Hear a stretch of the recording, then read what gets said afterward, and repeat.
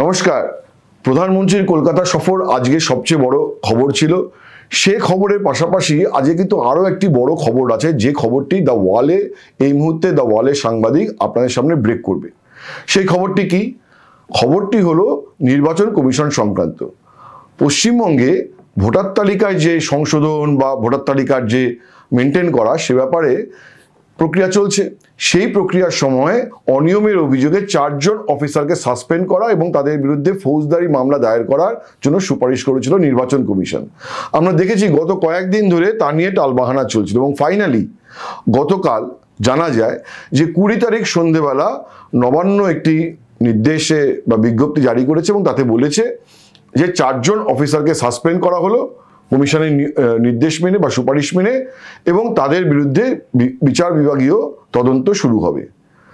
কিন্তু কমিশন বলেছিল শুধু বিচার বিভাগীয় তদন্ত না, ফৌজদারি মামলা দায়ের করতে হবে। অর্থাৎ ধারণা করা হয়েছিল রাজ্য সরকারের এই যে বিজ্ঞপ্তি থেকে যে কমিশনের যে নির্দেশ বা সুপারিশ তা অর্ধেক মানল নবান্ন। অফিসারদের সাসপেন্ড করা হলো কিন্তু তাদের বিরুদ্ধে কোনো এফআইআর দায়ের করা হলো না। এবং এটা নিয়ে একটা ধারণা তৈরি অনেকের মধ্যে হয়েছে যে রাজ্য সরকার চাইলে বোধহয় কমিশনের এই সুপারিশ নাও মানতে পারে বা অর্ধেক মানতে পারে বা কিছুটা মানতে পারে। কিন্তু বাস্তবে যেটা জানা যাচ্ছে সেটা একেবারেই অন্য, যে অ্যাপারেন্টলি যে ধারণা তৈরি হচ্ছে ওপর তার থেকেও ভিন্ন। কারণ কমিশনের কাছে একটি রিপোর্ট পাঠিয়েছে নবান্ন। কমিশন বলেছিল 7 দিনের মধ্যে কমপ্লায়েন্স করতে হবে, নির্দেশ মানতে হবে। তারপরে কমিশনের কাছে একটি রিপোর্ট পাঠায় নবান্ন। সেই রিপোর্টে দেখা যাচ্ছে যে বক্তব্য নবান্নের, সেখানে কিন্তু সুরটা অনেকটা নরম।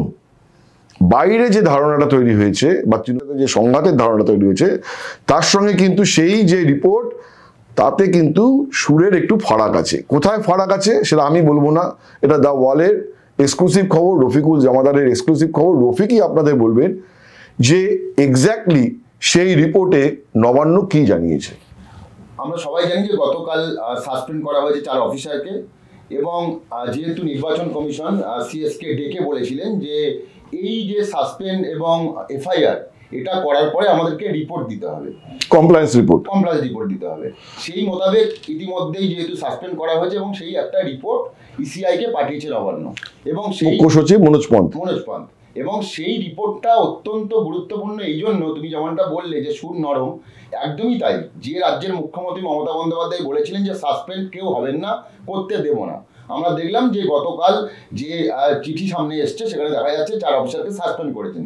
শুধু সাসপেন্ড না শঙ্কদা, যে রিপোর্ট পাঠানো হচ্ছে নবান্ন থেকে বা মনোজ পান্ত পাঠাচ্ছেন ইসিআইকে, সেখানে বলছেন যে আমরা আপনাদের নির্দেশ মতো সাসপেন্ড করলাম এবং ডিপার্টমেন্টাল প্রসিডিং শুরু করেছি, আমাদের এফআইআর করার জন্য একটু সময় দেওয়া হোক।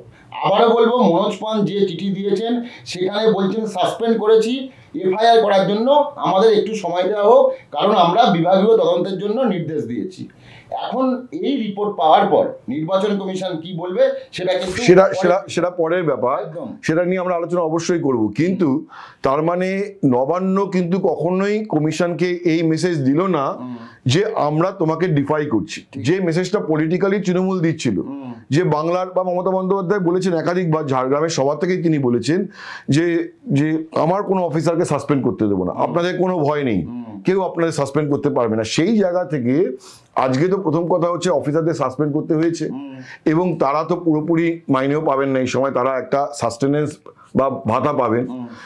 এবং কমিশনকে নবান্ন জানালো যে দেখুন, যে এফআইআর করার যে দরজা সেটা কিন্তু আমরা খুলে রেখেছি, আমরা বলছি না যে আমরা এফআইআর দায়ের করবো না। তো শুরুতে যে চিঠিটা নবান্ন বা মুখ্য সচিব পাঠিয়েছিলেন নির্বাচন কমিশনের কাছে, সেখানে বলা হয়েছিল যে দেখুন, এই যে জেলা স্তরে অফিসাররা রয়েছেন তাদেরকে অনেক দায়িত্ব পালন করতে হয়, সামাজিক সুরক্ষা নানা রকম প্রকল্প আছে, প্রতিদিনের দৈনন্দিন অনেক কাজ আছে। সেই কাজের ফাঁকে অনেক সময় প্রবণতা দেখা যায় যে তারা তাদের অধস্তন কর্মচারীকে কিছু দায়িত্ব বন্টন করে দেন। তো সেক্ষেত্রে ভুল ত্রুটি হয়ে থাকলে তো সেইটা আমরা শুধরানোর চেষ্টা করব। কিন্তু যদি এরকম একটা হার্শ স্টেপ নেওয়া হয় যে সাসপেন্ড করে দেওয়া বা তাদের বিরুদ্ধে এফআইআর দায়ের করা, তাহলে সামগ্রিকভাবে যে রাজ্য সরকারি কর্মচারী এবং অফিসার তাদের মনোবল ভেঙে যাবে এবং তাদের মনোবলের উপর একটা বিরূপ প্রভাব পড়বে। সুতরাং আমরা আপাতত দুজনকে, একজন হচ্ছেন AERO আর একজন হচ্ছে যে casual staff, data entry operator, তাকে আমরা ভোটের দায়িত্ব থেকে সরিয়ে দিচ্ছি। তো সেই জায়গাটাতে কমিশনের যে নির্দেশ বা সুপারিশ সেটাকে না মানার ব্যাপার ছিল, যে আপনারা বলছেন ঠিকই, কিন্তু আমরা মনে করছি এটাই হচ্ছে, বিবেচনা করে দেখছি এটাই ঠিক হবে। তো এটাকে ডাইরেক্টলি একটা প্রায় নির্দেশ না মানার একটা ব্যাপার ছিল। তারপরে নির্বাচন কমিশনার মুখ্য সচিবকে ডেকে পাঠান এবং স্পষ্ট করে দেন যে নির্বাচন কমিশনের যে কি এখতিয়ার সেটা নিশ্চয়ই আপনি জানেন, এবং মুখ্য সচিব মনোজ পন্ত অত্যন্ত ভালো মানুষ এবং একজন সজ্জন আমলা হিসেবে পরিচিত। আমরা দেখিনি যে বিরোধীরাও তার বিরুদ্ধে খুব সমালোচনা করেন, বা কদাচ তার বিরুদ্ধে কাউকে আমরা কিছু বলতে শুনি না। যে শুভেন্দু অধিকারী এত টুইট করেন এত অফিসারের বিরুদ্ধে নাম করে, মুখ্য সচিবের নাম করে আমরা শুভেন্দু অধিকারীকে কখনো টুইট করতে দেখিনি, বা করে থাকলে আমি হয়তো মিস করে গেছি, সচরাচর দেখা যায়নি। তো সেই মুখ্য সচিবকে কমিশনার জানিয়ে দেন, নির্বাচন কমিশন, যে আপনি জানেন যে নির্বাচন কমিশনের এখতিয়ার কতটা, সুতরাং আমরা যে কথাটা বলেছি সেটাকে কমপ্লাই করুন। স্পষ্ট সময় নিন, 7 দিন সময় নিন, কিন্তু কমপ্লাই করুন। এবং মুখ্য সচিব জানিয়ে দেন যে দেখুন, আমার একাত্ম সিদ্ধান্ত না, সরকারের সিদ্ধান্ত, সরকার কি স্থির করবে, সুতরাং আমি এখানে কোনো কথা দিতে পারছি না, আমি ফিরে যাই, আলোচনা করি এবং তারপর আপনাদের জানাচ্ছি। সুতরাং ওখানেও কিন্তু মুখ্য সচিব কখনো বলেননি যে নির্বাচন কমিশনের দপ্তরে যে এই নির্দেশ আমাদের মানা সম্ভব নয়, অফিসারদের মোরাল ডাউন হয়ে যাবে, এইসব কথা কিন্তু বলেনি। উনি বলেছেন যে এটা আমার সিদ্ধান্ত নয়, এটা সরকারের সিদ্ধান্ত, আমাকে গিয়ে আলোচনা করতে হবে এবং আমাকে কিছুটা সময় দিন। তারপরে মুখ্য সচিব ফিরে আসে এবং মুখ্য সচিব ওখানে নির্বাচন কমিশনারকে বলেন যে দেখুন, আমিও অনেক ভোটের দায়িত্ব সামলেছি, আমিও নির্বাচনের নিয়মকানুন জানি।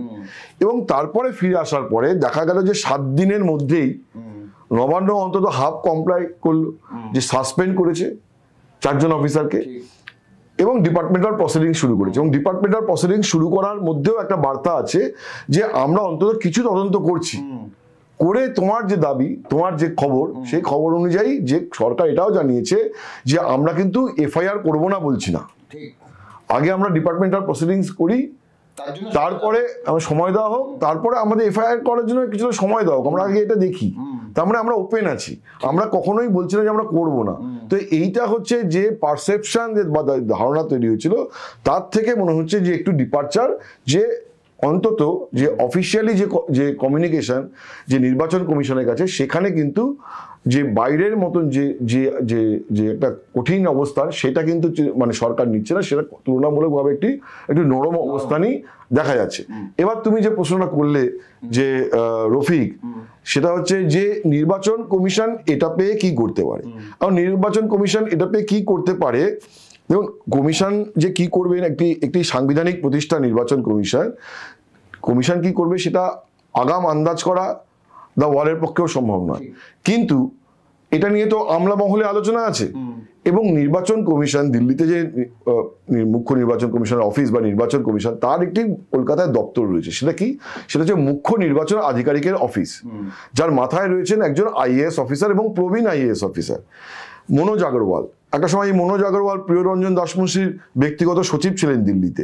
তো যাই হোক, সেই অতিকথনে যাচ্ছি না। মনোজ আগরওয়াল এখানে সিইও, তার দপ্তর, সেখান থেকে রফিক খোঁজ নিয়েছেন যে এই যে নবান্ন রিপোর্টটা পাঠিয়েছে, এরপরে কমিশনের প্রসিডিওরটা কি, কমিশন কি করে এটাকে ফার্দার মুভ করে, সেটা রফিক তুমি জানো। সম্ভবত আমরা সবাই জানি মনোজ পন্তকে যখন ডেকেছিলেন তখন কিন্তু এই কমিশনের ফুল বেঞ্চ ছিলেন, সেই সময় মানে ফুল বেঞ্চ ছিল, মানে তার মানে হচ্ছে মুখ্য নির্বাচন কমিশনার এবং বাকি 2 জন নির্বাচন কমিশনার তখন ছিলেন, ফুল বেঞ্চ ছিলেন। এবং সেখানেই গিয়েছিলেন মুখ্য সচিব মনোজ পন্ত। এবং তারপর আমরা সবাই জানি, যেটা আমরা জানতে পারছি যে এই যে রিপোর্টটা, সেই রিপোর্টটা কিন্তু প্লেস হবে ওই ফুল বেঞ্চের সামনে। কিন্তু যেটা জানতে পেরেছি যে এই ফুল বেঞ্চ এখন মানে এই মুহূর্তে সপ্তাহে 2 দিন করে বসছে, এবং এই সপ্তাহে 2 দিন করে বসলে এই 2 দিনের মধ্যে কখনো কোনো একটা দিনে এটা প্লেস করা হবে, এবং তারপর তারা সিদ্ধান্ত নেবেন যে এই রাজ্যের যে সিদ্ধান্ত, সেই সিদ্ধান্ত তারা মানছেন কিনা। কিন্তু এই সপ্তাহে আর সময় নেই। কেন সময় নেই? সাধারণত শনিবার এই ফুল বেঞ্চ বসে না, বিশাল কোনো বড় কিছু না হলে। না, এমনিতেও নির্বাচন কমিশনের অফিস সাধারণ দিনে ভোট না থাকলে, সাধারণ দিনে শনি রবিবার বন্ধই থাকে, মানে সপ্তাহে 5 দিনই কাজ করে, সোম থেকে শুক্র, আনটিল আনলেস সেখানে কোনো এমার্জেন্সি রয়েছে, যে কোথাও ভোট চলছে, কোনো রাজ্যে ভোট চলছে বা লোকসভা ভোট চলছে, তা না হলে শনিবার রোববার দিন নির্বাচন কমিশনের অফিসে ওরকম ভাবে পূর্ণ কাজের দিন নয়, মানে ওয়ার্কিং ডে নয়। আচ্ছা, তো সেক্ষেত্রে মানে অনেকেই মনে করছেন যে আগামী সপ্তাহে এই মানে আজকে শুক্রবার হয়ে গেল, কাল শনিবার, পরের দিন রবিবার এবং সোমবার বা মঙ্গলবার কোনো একটা দিন যখন বসবেন ফুল বেঞ্চ, সেই ফুল বেঞ্চে কিন্তু এই রিপোর্টটা প্লেস করা হবে এবং সেই রিপোর্টটা দেখে তারপরেই ঠিক করা হবে যে রাজ্যের যে সিদ্ধান্ত, সেই সিদ্ধান্ত ইলেকশন কমিশন মানছে কিনা। যদি না মানে তাহলে কিন্তু এর পরবর্তী যে পদক্ষেপ হতে পারে তা হচ্ছে, এক হচ্ছে আবার চিঠি পাঠানো, এবং তারপরে যেটা আরো কড়া সিদ্ধান্ত নিতে পারেন সেটা হচ্ছে রাজ্যের মুখ্য সচিবকে কিন্তু শোকাজও করতে পারেন। আমি এই কথা অনেক আগেই কিন্তু আমরা ওয়ালে লিখেছিলাম।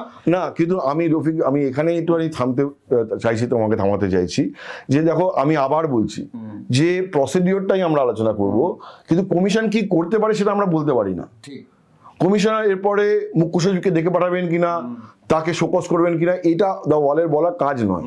ঠিক আছে, এটা আমরা অ্যান্টিসিপেট করতে পারি না, কারণ একটা সাংবিধানিক প্রতিষ্ঠান, তারা কি করবে আমরা সেটা অ্যান্টিসিপেট করবো না। আমরা যেটা করতে পারি, যেটা তুমি খবরটা নিয়ে এসছো যে নির্বাচন আধিকারিকের অফিস থেকে, মুখ্য নির্বাচন আধিকারিক অফিস থেকে, যে কমিশন কিভাবে ওই রিপোর্টটাকে নিয়ে ফুল বেঞ্চের সামনে সেই রিপোর্টটা বসবে এবং পর্যালোচনা করবে। আমরা থামবো ওই জায়গাতেই যে কমিশন পর্যালোচনা করবে।